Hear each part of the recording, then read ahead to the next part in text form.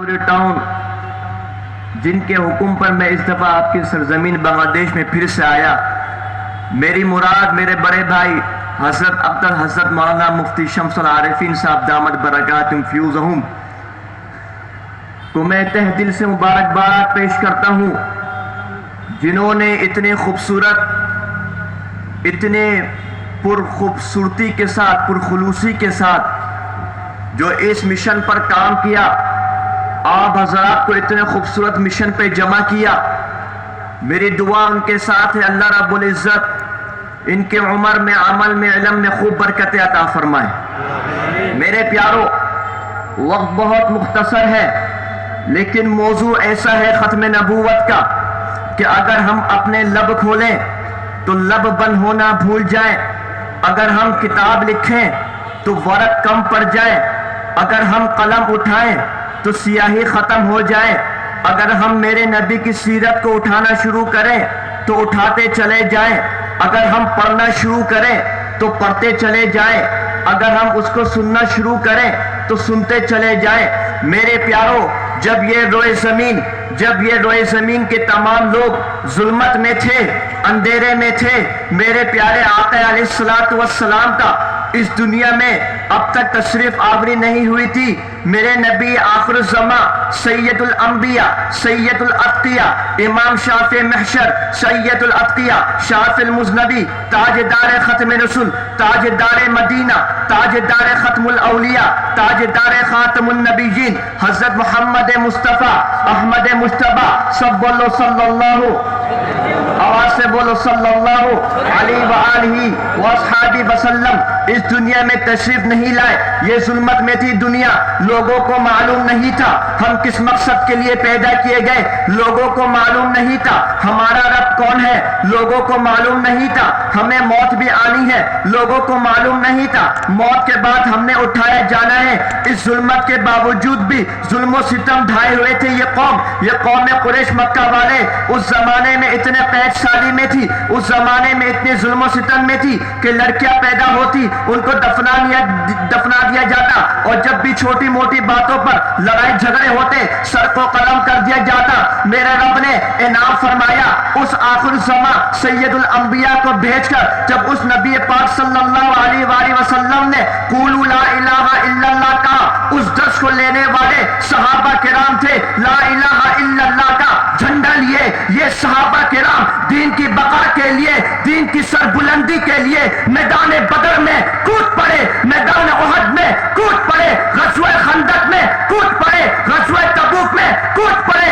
اس لا الہ الا اللہ کے لیے، اس ختم نبوت کے پرچم کو لیے، اس نبی آخر زمان کے دین کو پہنچانے کے لیے صحابہ کرام نے اپنا گھر بار لٹا دیا، اپنی جان دے دی، اپنا گھر بار چھوڑ دیا، اپنے مال لٹا دیا، اپنے اولاد لٹا دیا، لیکن اس لا الہ الا اللہ کو بلند رکھا. ہم بھی اس نبی کے غلام ہیں، ہم بھی اس صحابہ کے غلام ہیں.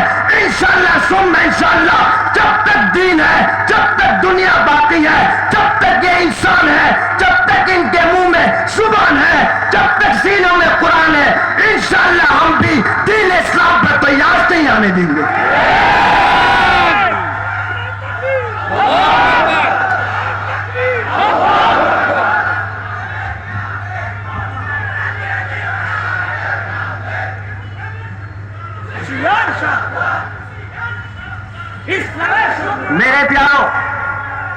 میرے پیاروں وقت مختصر ہے اور جو نماز باقی ہے.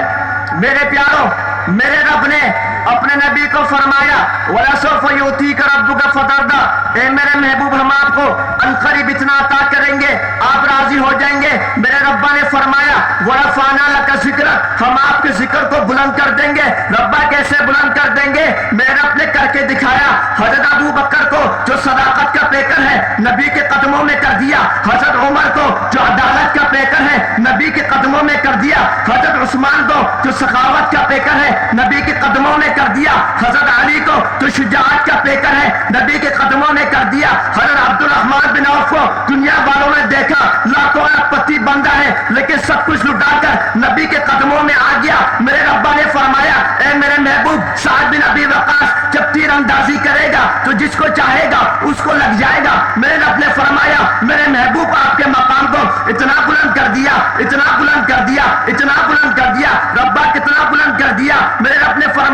دیکھ لینا جو آخری امتی آئے گی سب کچھ برداشت کر لے گی، لیکن تیرے بارے میں ایک لفظ جو بکواس کرے گا اس کی گردن الگ کر دے گی۔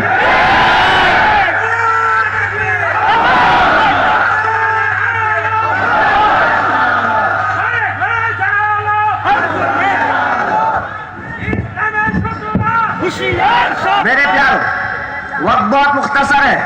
میں نے کچھ عرصے قبل ایک گفتگو کری تھی، ہمارے ایمان کمزور ہم مانتے ہیں، ہم کمزور مسلمان ہیں، ہم کمزور مومن ہیں، ہمارا کوئی اعمال نہیں، ہمیں کوئی معلوم نہیں ہمارے کتنا عمل ہے، ہماری نمازیں نہیں ہیں، ہمارا قرآن نہیں ہے، ہمارا کچھ بھی نہیں ہے۔ لیکن یاد رکھ لینا، یہ بات میں کافی عرصے پہلے سے بولتا آ رہا ہوں، آپ حضرات کو بھی معلوم ہوگا، خوب چل رہا ہے میڈیا کے اوپر۔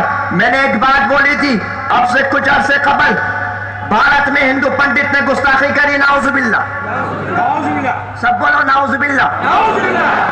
اور اب مسلمانوں کو تسلی دینے کے لیے ایک اور تصویر چلا رہے ہیں کہ ان کو ہم نے جیل میں ڈال دیا، ہے نا، ان کو ہم نے جیل میں ڈال دیا۔ جیل کس کی ہے؟ تمہاری تو جیل ہے ہندوؤں کی، تم نے تو اور بھی اس کو بچا لیا۔ اگر جیل میں ڈالنا ہے تو پھر ہمارے حوالے کرو۔ یہ سزا جیل کی سزا دنیاوی سزا ہے، یہ سزا وہ چیف جسٹس کی سزا ہے، یہ سزا عدالت کی سزا ہے، لیکن میرے رب نے تمام سزا کو مقرر کر دیا، تمام سزا کو بتا دیا۔ میرے نبی نے اپنی زندگی میں اس بات کو ثابت کر دیا، اپنی زندگی میں اس بات کو کر کے سمجھا دیا۔ جب مرہون اسود عنسی نے گستاخی کری، میرے نبی نے کوئی معافی نہیں دی، میرے نبی نے کوئی معاف نہیں کرا، میرے نبی نے تمام دشمن اسلام کو معاف کر دیا، لیکن اس بدبخت کو معاف نہیں کرا۔ میرے نبی نے صاف ستھرا فرما دیا۔ یہی پیغام ہم دینا چاہتے ہیں، یہی پیغام ہم دینا چاہتے ہیں۔ میرے نبی نے کیا کرا؟ اپنی زندگی میں کر کے بتا دیا۔ یاد رکھ لینا، ختم نبوت پر اگر کوئی بک کرے اس کی زبان کھینچ دینا، اگر کوئی آنکھ اٹھائے اس کی آنکھ نکال لینا، اگر کوئی ہاتھ اٹھائے اس کے ہاتھ کاٹ دینا، اگر کوئی نبوت کے جام کرے، اگر کوئی گستاخ رسول کرے اس کی گردن الگ کر دینا۔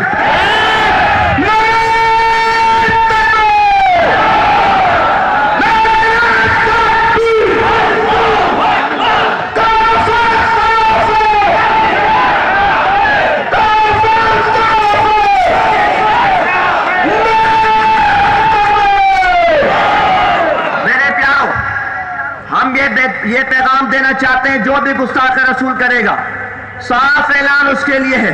ہم یہ پیغام دینا چاہتے ہیں، ہمیں ہر چیز منظور ہے، ہمیں گالی منظور ہے، ہمیں گولی منظور ہے، ہمیں جیل منظور ہے، ہمیں ماں باپ لٹانا منظور ہے، ہمیں اولاد لٹانا منظور ہے، ہمیں گھر بار لٹانا منظور ہے، ہمیں مال دولت لٹانا منظور ہے، ہمیں پھانسی منظور ہے، ہمیں ہر چیز منظور ہے۔ لیکن یاد رکھے دنیا والے، ہمارے دل میں نبی سے اتنی محبت ہے، اتنی محبت ہے، ہم ہر چیز برداشت کر لیں گے، لیکن نبی کے خلاف ایک بار کے برابر ایک لفظ کبھی برداشت نہیں کر سکتے۔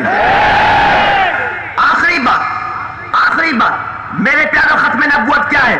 میرے پیارو ختم نبوت کیا ہے؟ اس کو سمجھنا ضروری ہے۔ ختم نبوت کسے کہتے ہیں؟ میرے نبی آخر زمان کے بعد کوئی اور کسی بھی قسم کا نیا نبی، نیو نبی نو مور اس دنیا میں نہیں آ سکتا۔ اس دنیا میں کوئی اور نیا نبی اس دنیا میں نہیں آئے گا۔ نیا نبی اس دنیا میں نیا نبی کیوں کہا؟ کیونکہ قادیانی ملعون بس اوقات ہمارے مسلمان کو بسا دیتے ہیں، وہ کہتے ہیں حضرت عیسیٰ نبی ہے، آپ بولیں گے ہے تو بولیں گے پھر دنیا میں تو آئیں گے، وہ آپ پھنس جائیں گے۔ آپ بولیں گے نیا نبی، جس طرح وزیر اعظم جب ہوتا ہے سیٹ پر تو وزیر اعظم ہے، جب ہٹ گیا سیٹ سے وہ سابق وزیر اعظم ہے، حال کا وزیر اعظم نہیں ہے۔ اس طرح آپ ان کو جواب دینا ہے۔ میرے پیارو، حضرت خبیب رضی اللہ تعالیٰ عنہ کو اس مسلمہ کذاب نے سامنے بٹھا کے رکھا اور کہا کہ تو بول میں اللہ کا آخری نبی۔ وہ بھی تو نبی کے غلام تھا، وہ بھی تو شیر تھا، وہ بھی نڈر تھا، وہ بھی غیرت مند صحابی تھا۔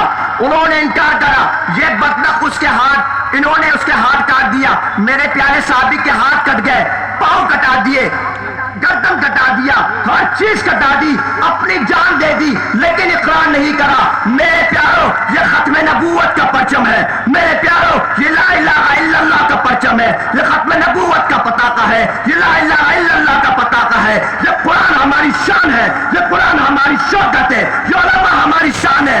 انشاءاللہ ہم سب وعدہ کرتے ہیں. ہاتھوں کو اٹھاؤ. انشاءاللہ ثم انشاءاللہ.